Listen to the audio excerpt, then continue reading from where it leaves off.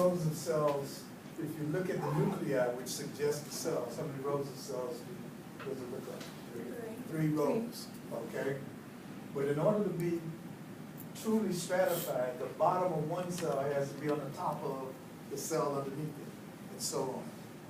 In this case, the experts can trace each cell attached to the same basal membrane. So for example, this cell, you can't follow it all the way down, but this cell is attached to the basal membrane.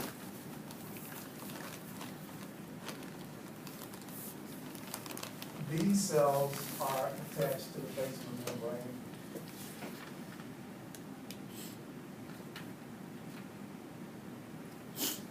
Okay, and these cells are attached to the basal membrane.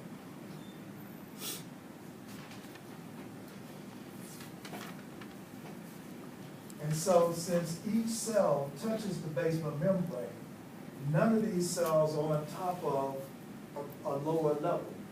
None of these cells stand on a lower level of cells. And so even though it looks like it's stratified, it is falsely stratified. So that's why this is called pseudo-stratified, ciliated. What shape is this? Columnar epithelium. Okay.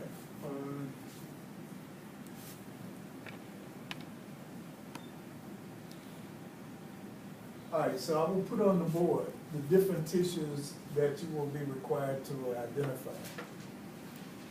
And then we'll call it a day. So from epithelium. Merlin. And so on the epithelium,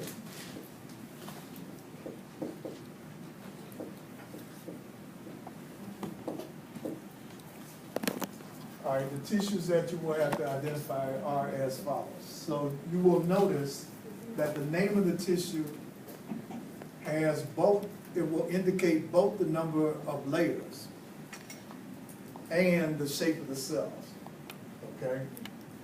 So we're gonna identify simple cuboidal epithelium.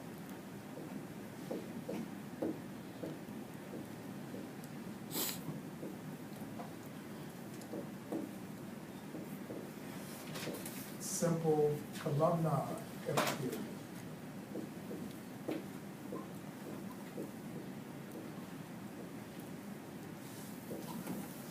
All right, if you make a note of this, if you look in the index of your textbook, in the very back of the textbook, and look up tissues, it will give you the various pages that tissues are being discussed or illustrated.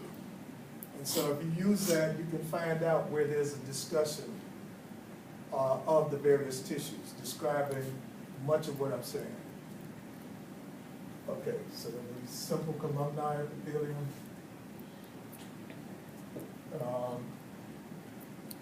Pseudo-stratified ciliated. Let me do stratified squamous first.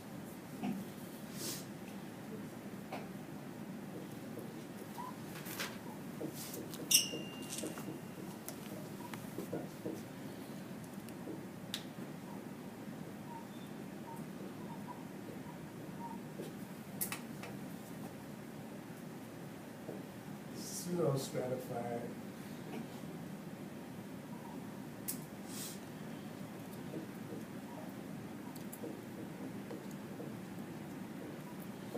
ciliated columnar epithelium.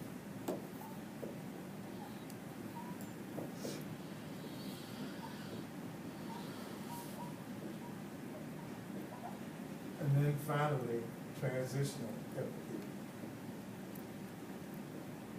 There are other types that exist, but these are the ones that we will be considering.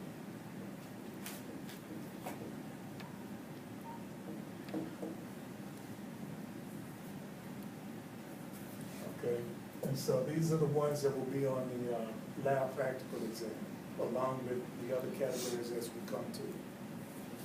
Question? The one in the top right corner, that's the simple cuboidal, right? But they don't seem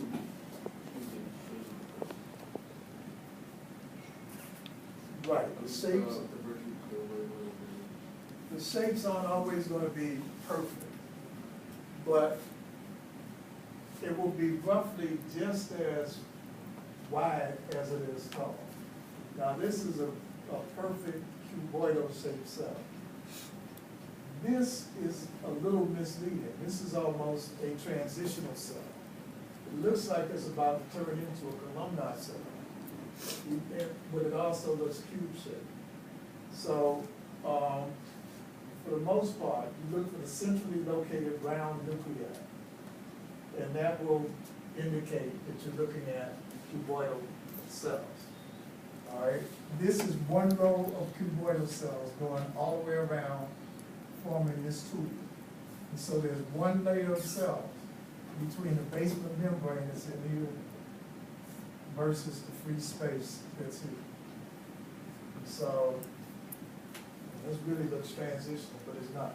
When we get to transitional epithelium, there's an additional way these borders will be very thick when we get to transitional epithelium.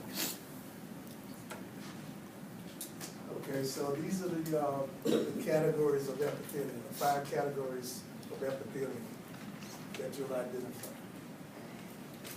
All right, so we'll call it